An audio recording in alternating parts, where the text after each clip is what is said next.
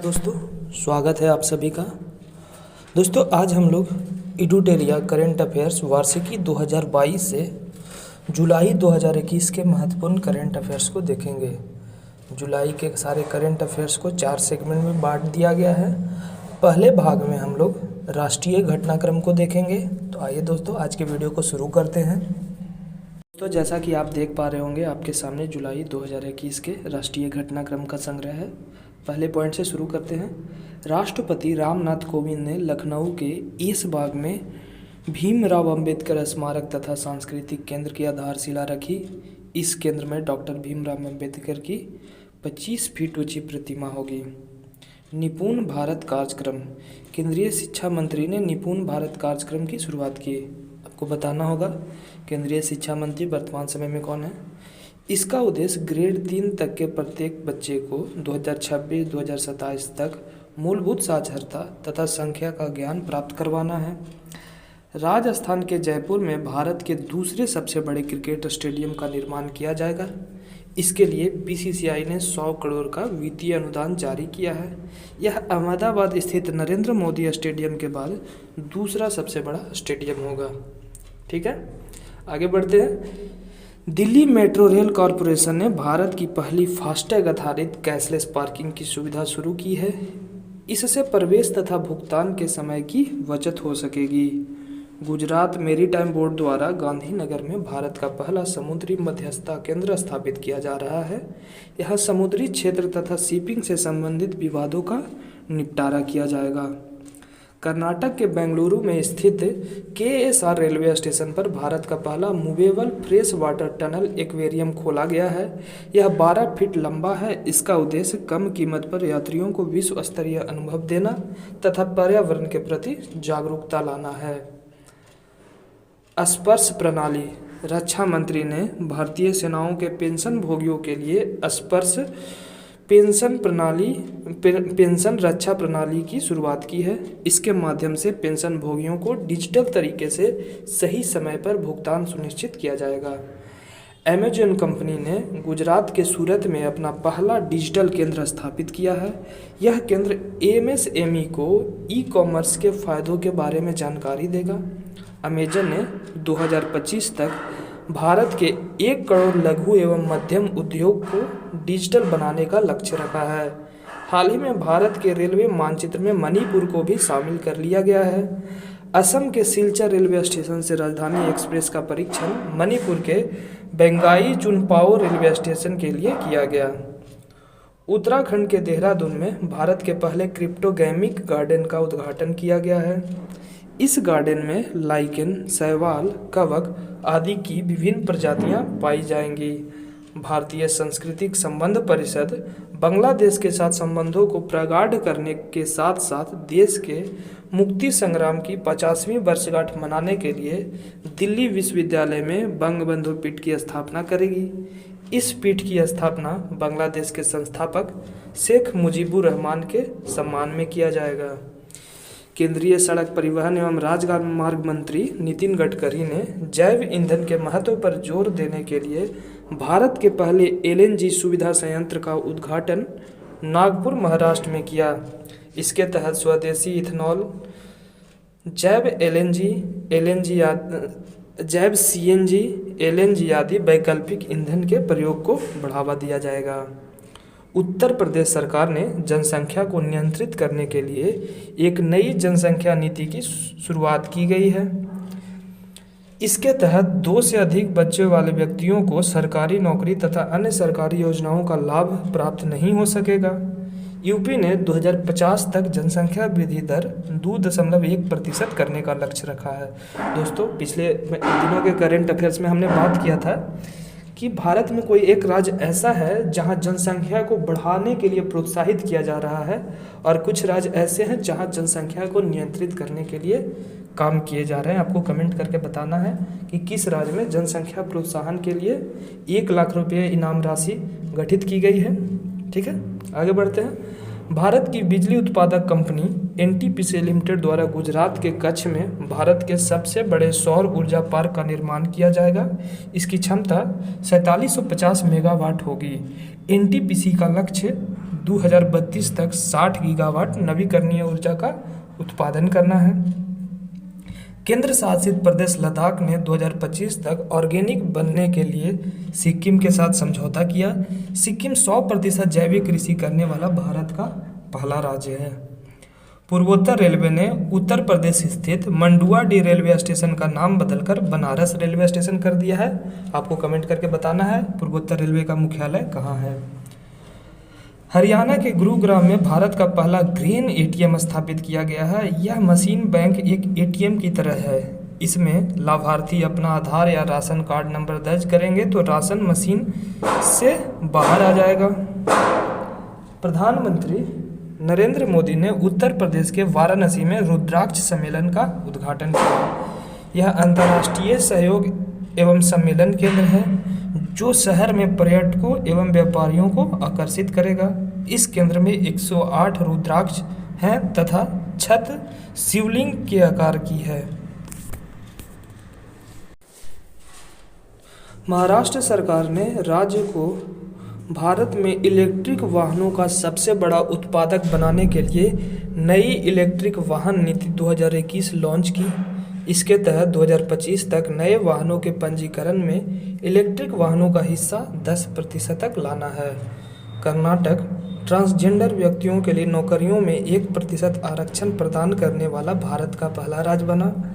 भारत में पहली बार हिमाचल प्रदेश के कुल्लू में चीन के मोंग फ्रूट की खेती का परीक्षण किया गया।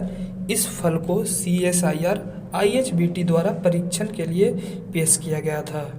Indian oil corporation Uttar Pradesh के मथुरा रिफाइनरी में भारत का पहला ग्रीन हाइड्रोजन संयंत्र स्थापित करेगी। इससे देश में तेल व ऊर्जा की बढ़ती ज़रूरतों को पूरा किया जा सकेगा।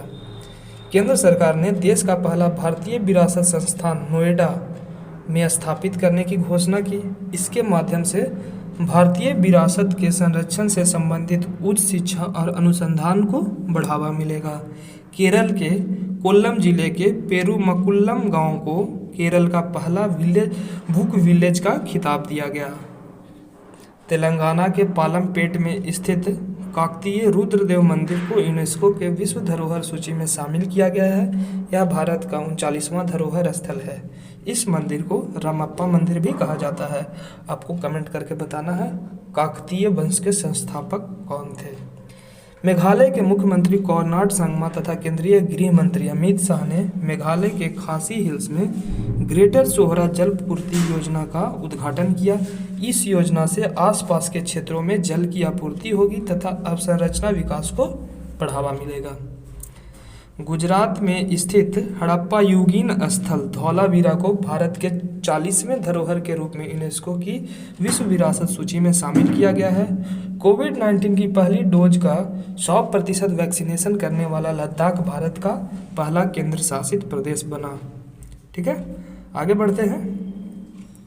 पुरी जो कि उड़ीसा में है, 24 घंटे नल से गुणवत्तापूर्ण पेयजल उपलब्ध कराने वाला भारत का पहला शहर बना। यह उड़ीसा के ड्रिंक फ्रॉम टैप प्रोजेक्ट का हिस्सा है। सामाजिक न्याय एवं अधिकारिता मंत्रालय द्वारा ट्रांसजेंडर व्यक्तियों के लिए गरिमा गृह स्थापित करने का निर्णय लिया गया है। ट्रांसजेंडर व्यक्तियों को सुरक्षित आश्रय प्रदान करने के लिए विभिन्न राज्यों में गरिमा गृह स्थापित किए जाएंगे। IIT हैदराबाद ने भारत की पहली रैपिड कोविड-19 RNA टेस्ट किट विकसित की। इसे कोवी होम नाम दिया गया है, जिसके जरिए घर पर कोविड-19 की जांच की जा सकती है। अरुणाचल प्रदेश के कामेंग में स्थित नेशनल रिसर्च सेंटर ऑफ याक ने हिमालयी याक का बीमा करने के लिए नेशनल इंश्योरेंस कंपनी लिमिटेड के साथ समझौता किया। गुजरात के गांधीनगर रेलवे स्टेशन के ऊपर 5 स्टार होटल का निर्माण किया गया है, जिसका उद्घाटन हाल ही में प्रधानमंत्री नरेंद्र मोदी ने किया। भारत में पहली बार किसी रेलवे स्टेशन पर 5 स्टार होटल का निर्माण किया गया। छत्तीसगढ़ के कोरबा जिले में स्थित लेमरू हाथी रिजर्व के क्षेत्रफल को राज्य के वन मंत्रालय ने 1995 वर्ग किलोमीटर से 450 वर्ग किलोमीटर करने का प्रस्ताव रखा। तो दोस्तों ये आपको याद रखेंगे किस राज्य में है लेमरू हाथी रिजर्व, तो छत्तीसगढ़ के कोरबा जिला में। ठीक है। कंचन उगुर संडी ने भारत के 18 दर्रों को पार कर भारत का पहला एकल मोटरसाइकिल अभियान पूरा किया। वे दिल्ली मनाली ले उमलिंगला दिल्ली की 3187 किलोमीटर की दूरी तय करने वाली पहली महिला बाइकर बनी। इस अभियान को रक्षा मंत्री राजनाथ सिंह ने 11 जून को दिल्ली से हरी झंडी दिखाई थी। हाल ही में केरल में पहली बार जीका वायरस का मामला सामने आया। यह वायरस मच्छरों से फैलता है।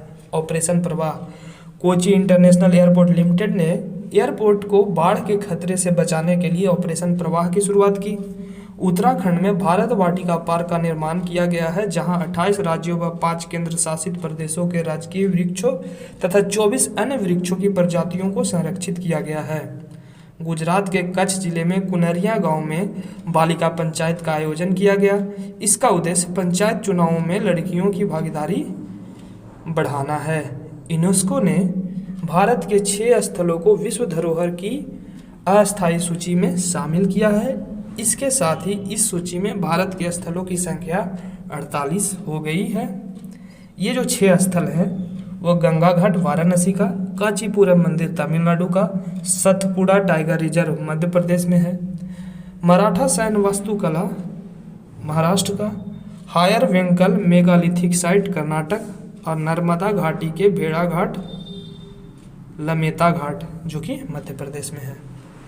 ठीक है, तो दोस्तों इसी के साथ जुलाई 2021 का राष्ट्रीय घटनाक्रम का संग्रह समाप्त होता है। ये आज कुछ बहुत ज़्यादा लंबा था।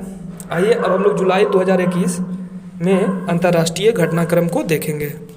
दोस्तों अब आपके सामने जुलाई 2021 का राष्ट्रीय घटनाक्रम के बाद अंतर्राष्ट्रीय घटनाक्रम का संग्रह है।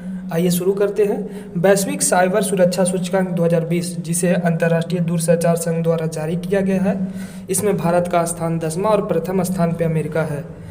इस सूचकांक में कुल 194 देशों को शामिल किया गया था। हाल ही में WHO ने चीन को मलेरिया मुक्त प्रमाणन प्रदान किया। विश्व स्तर पर 40 देशों को WHO ने मलेरिया मुक्त प्रमाणन प्रदान किया है। आपको कमेंट करके बताना है कि किस लैटिन अमेरिकी देश को मलेरिया मुक्त प्रमाणन प्रदान किया गया है। हम लोग पढ़ चुके हैं। जुलाई 2021 में वैश्विक स्तर पर कोविन ग्लोबल कॉन्क्लेव का वर्चुअली आयोजन किया गया, जिसे प्रधानमंत्री नरेंद्र मोदी ने संबोधित किया। इसका आयोजन स्वास्थ्य एवं परिवार कल्याण मंत्री, विदेश मंत्रालय तथा राष्ट्रीय स्वास्थ्य प्राधिकरण द्वारा संयुक्त रूप से किया गया है। इसका उद्देश्य कोविन प्लेटफॉर्म के माध्यम से टीकाकरण का विस्तार करना है। नवंबर 2021 में 52वें राष्ट्रीय फिल्म महोत्सव का आयोजन गोवा में किया गया। इस वर्ष सत्यजीत रे की जन्म शताब्दी पर सिनेमा में उत्कृष्ट योगदान हेतु सतीश जे लाइफ टाइम अचीवमेंट अवार्ड की शुरुआत की गई है। डेनमार्क में दुनिया का सबसे ऊंचा रेत महल बनाया गया, जिसे गिनीज वर्ल्ड रिकॉर्ड में दर्ज किया गया है। इसकी ऊंचाई 21.16 मीटर है। ठीक है, आगे बढ़ते हैं। 9 से 10 जुलाई को तीसरी G20 देशों की वित्त मंत्रियों तथा सेंट्रल बैंक के गवर्नेंस की बैठक आयोजित की गई। इसकी अध्यक्षता इटली द्वारा की गई। इसमें भारत के वित्त मंत्री निर्मला सीतारमण तथा RBI गवर्नर शक्तिकांत दास ने भाग लिया। हाल ही में नेपाल ने भोजपुर तथा शंखुवा सभा जिले के बीच लोअर अरुण जल विद्युत परियोजना का निर्माण हेतु भारत के साथ $1.3 बिलियन का समझौता किया। यह परियोजना अरुण नदी पर होगी तथा इसकी क्षमता 679 मेगावाट होगी। आपको कमेंट करके बताना है अरुण किस नदी की मुख्य धारा है। ठीक है, नेपाल में प्रवाहित होती है, पंगचू कहते हैं इसे तिब्बत में। भारतीय विदेश मंत्री एस जयशंकर ने जॉर्जिया की 2 दिवसीय यात्रा के दौरान वहां के तिबिलिसी पार्क में महात्मा गांधी की प्रतिमा का अनावरण किया गया। आपको कमेंट करके बताना है कि तिबिलिसी को किस वर्ष के लिए विश्व की पुस्तक राजधानी के रूप में घोषित किया गया है। जुलाई 2021 में इटली की अध्यक्षता में G20 के पर्यावरण मंत्रियों की बैठक आयोजित की गई। भारत का प्रतिनिधित्व केंद्रीय पर्यावरण मंत्री भूपेंद्र यादव ने किया। विश्व खाद्य सुरक्षा और पोषण स्थिति रिपोर्ट 2021, यह report FAO, WEF, WHO, UNICEF तथा IFAD द्वारा संयुक्त रूप से जारी किया गया है। 2020 में दुनिया में 720 से 811 मिलियन लोग भूख का सामना कर रहे हैं। 2019 की तुलना में यह 161 मिलियन अधिक है। सर्वाधिक भूखी आबादी एशिया में है जो 418 मिलियन है। केंद्रीय वित्त मंत्री निर्मला सीतारमण ने भूटान में डिजिटल भुगतान भीम यूपीआई की शुरुआत की। इससे भूटान जाने वाले व्यापारियों तथा पर्यटकों को लाभ मिलेगा, साथ ही दोनों देशों के बीच सहयोग में बढ़ावा मिलेगा। सिंगापुर ने दुनिया के सबसे बड़े तैरते सोलर पैनल फार्म का अनावरण किया। इस परियोजना से 60 मेगावाट सौर फोटोवोल्टिक फार्म का निर्माण होगा। सिंगापुर ने 2025 तक सौर ऊर्जा का उत्पादन को 4 गुना करने का लक्ष्य रखा है। ब्लू ओरिजिन कंपनी के मालिक जेफ बेजोस ने अपने रॉकेट न्यू शेफर्ड के जरिए अंतरिक्ष की पहली सफल उड़ान भरी। इस यात्रा में 4 व्यक्ति शामिल थे। इसमें सर्वाधिक उम्र के व्यक्ति वैली फंग तथा सबसे कम उम्र के छात्र ओलिवर डेमन थे। नीदरलैंड के एम्स्टर्डम में दुनिया का पहला 3D प्रिंटिंग स्टील ब्रिज का निर्माण किया गया। इस पुल को डच रोबोटिक्स कंपनी MX3D द्वारा विकसित किया गया है। आपको कमेंट करके बताना है भारत में पहला 3D प्रिंटेड हाउस का निर्माण किस प्रौद्योगिकी संस्थान के द्वारा किया गया है। ठीक है। चावल के आनुवांशिक रूप से संशोधित गोल्डन राइस का व्यावसायिक खेती को अनुमति देने वाला फिलीपींस दुनिया का पहला देश बना। उज्बेकिस्तान की मेजबानी में ताशकंद में मध्य और दक्षिण एशिया सम्मेलन 2021 का आयोजन किया गया। भारत की ओर से इस सम्मेलन में विदेश मंत्री एस जयशंकर ने भाग लिया। तजाकिस्तान की राजधानी दुशान्बे में एशियो देशों के रक्षा मंत्रियों की बैठक आयोजित की गई, जिसमें भारत के रक्षा मंत्री राजनाथ सिंह ने भाग लिया। यूनाइटेड किंगडम में नोरो वायरस के प्रसार के कई मामले सामने आए हैं। यह वायरस संक्रमित व्यक्ति के संपर्क में आने से, दूषित जल तथा भोजन करने से फैलता है। इंग्लैंड में स्थित लिवरपूल शहर को यूनेस्को ने विश्व विरासत सूची से बाहर कर दिया गया है। लिवरपूल को एक प्रमुख व्यापारिक केंद्र तथा समुद्री इतिहास के कारण 2004 में इसे विश्व विरासत सूची में शामिल किया गया था। ठीक है, आगे बढ़ते हैं। World wide fund for nature ने 2021 के लिए 29 जुलाई को अर्थ ओवरशूट डे घोषित किया है। अर्थ ओवरशूट डे वह दिन होता है जब वर्ष भर उपयोग किए जाने वाले संसाधनों का उपयोग उस दिन तक ही कर लिया जाता है। चीन में पहली बार मंकी बी वायरस से किसी इंसान की मौत का मामला सामने आया है। रश्मि रंजन दास को 2021 से 2025 की अवधि के लिए संयुक्त राष्ट्र की कर समिति के सदस्य के रूप में चुना गया। क्यूबा ने दुनिया का पहला संयुग्मित कोविड-19 वैक्सीन विकसित किया, जिसे सोबराना 2 नाम दिया गया है। भारतीय थल सेना के प्रमुख मनोज मुकुंद नरवणे ने इटली के कैसिनो शहर में भारतीय सेना स्मारक का उद्घाटन किया। यह स्मारक द्वितीय विश्व युद्ध में शहीद होने वाले सैनिकों के याद में बनाया गया। बांग्लादेश फेसबुक की जगह अपना खुद का सोशल मीडिया प्लेटफॉर्म लॉन्च करेगा, जिसका नाम जोगाजोग होगा। वहीं व्हाट्सएप की जगह अलापेन को लॉन्च करेगा। आगे बढ़ते हैं। अमेरिका, अफगानिस्तान, पाकिस्तान तथा उज्बेकिस्तान ने अफगानिस्तान में शांति स्थापित करने के उद्देश्य से एक नए क्वाड समूह के निर्माण की घोषणा की है। एक क्वाड में कितने देश हैं? 4 देश हैं। कौन कौन? तो अमेरिका, अफगानिस्तान, पाकिस्तान और उज्बेकिस्तान। चीन ने अपने देश में कार्बन उत्सर्जन को कम करने के लिए दुनिया की सबसे बड़ी कार्बन व्यापार प्रणाली की शुरुआत की है। चीन दुनिया में सर्वाधिक कार्बन उत्सर्जक देश है। चीन ने 2060 तक शून्य कार्बन उत्सर्जन का लक्ष्य रखा है। इजराइल में दूतावास को स्थापित करने वाला पहला खाड़ी देश कौन बन गया है? UAE। तो दोस्तों, इसी के साथ जुलाई 2021 से अंतर्राष्ट्रीय घटनाक्रम समाप्त होते हैं। अब हम लोग आर्थिक घटनाक्रम पे बात कर लेते हैं। एशियाई विकास बैंक ने वित्त वर्ष 2022 के लिए भारत का आर्थिक विकास दर 10% का अनुमान लगाया है। अंतर्राष्ट्रीय मुद्रा कोष ने वित्त वर्ष 2021-22 के लिए भारत का आर्थिक विकास दर 9.5% रहने का अनुमान लगाया है। आपको कमेंट करके बताना है अंतर्राष्ट्रीय मुद्रा कोष का मुख्यालय कहाँ है और वर्तमान समय में इसके कौन है, अध्यक्ष कौन है। जुलाई 2021 में लेखन महानियंत्रक द्वारा जारी आंकड़े के अनुसार जून 2021 के अंत तक सरकार का कितना राजकोषीय घाटा हुआ? तो 2.74 लाख करोड़। बजट अनुमान का 2%। MSME को ई कॉमर्स के लाभों के बारे में जागरूकता पैदा करने के लिए अमेजन ने भारत में पहला डिजिटल केंद्र कहाँ लॉन्च किया? तो गुजरात में। मुंबई अंतर्राष्ट्रीय हवाई अड्डा का अधिग्रहण किस कंपनी ने किया है? तो अदानी समूह। आइए विज्ञान एवं प्रौद्योगिकी से संबंधित महत्वपूर्ण बातों को हम लोग क्लियर करते हैं। पहला पॉइंट है, हैदराबाद स्थित ग्रेने रोबोटिक्स ने भारत का पहला स्वदेशी ड्रोन रक्षा गुंबद विकसित किया है, जिसे इंद्रजाल नाम दिया गया है। यह 1000-2000 वर्ग किलोमीटर क्षेत्र में हवाई खतरों से रक्षा करेगा। हाल ही में रूस ने दुनिया का सबसे उन्नत एंटी मिसाइल तकनीक S-500 वायु रक्षा प्रणाली का सफलतापूर्वक परीक्षण किया है। हाल ही में चीन ने दुनिया का सबसे तेज गति से चलने वाले मैगलेव ट्रेन का अनावरण किया है। इसकी गति 600 किलोमीटर प्रति घंटा। ये जो सबसे एडवांस एंटी मिसाइल तकनीक S-500 का सफलतापूर्वक परीक्षण रूस किया है, इसको वो सबसे पहले भारत खरीद सकता है, ऐसा अनुमान लगाया जा रहा है। आइए आगे बढ़ते हैं। बृहस्पति के उपग्रह गैनीमेड के वायुमंडल में पहली बार खगोलविदों को जल वाष्प का प्रमाण मिला है। यह प्रमाण हबल अंतरिक्ष दूरदर्शी द्वारा प्राप्त हुआ, जिसे नासा तथा यूरोपीय अंतरिक्ष एजेंसी द्वारा विकसित किया गया है। रूस के अंतरिक्ष कंपनी रोसकॉस्मोस ने इंटरनेशनल स्पेस स्टेशन में नौका नामक अपनी सबसे बड़ी अंतरिक्ष प्रयोगशाला लॉन्च की है।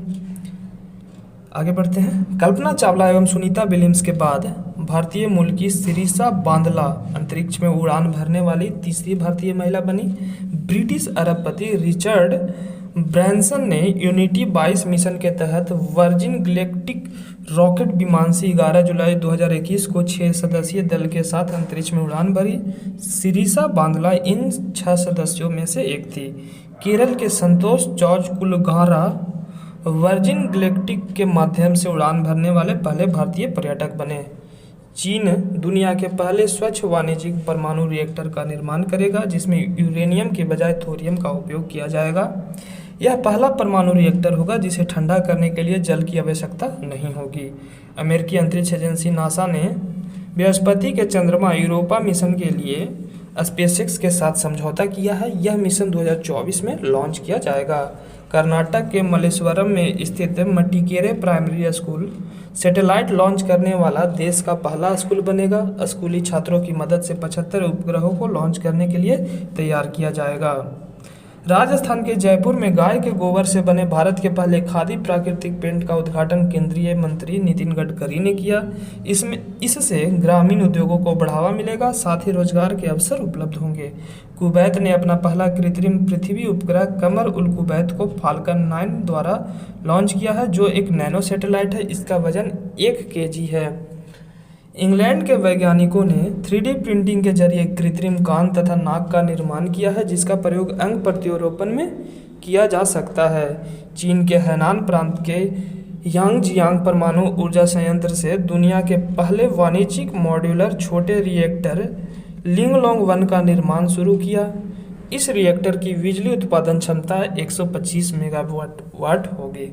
तो दोस्तों, इसी के साथ जुलाई 2021 का करेंट अफेयर्स, जो कि इडुटेरिया करेंट अफेयर्स वार्षिकी 2022 से लिया गया था, समाप्त होता है। उम्मीद करते हैं आपको यह वीडियो पसंद आया होगा। तो दोस्तों, फिर मिलेंगे एक नए वीडियो में। तब तक के लिए नमस्कार।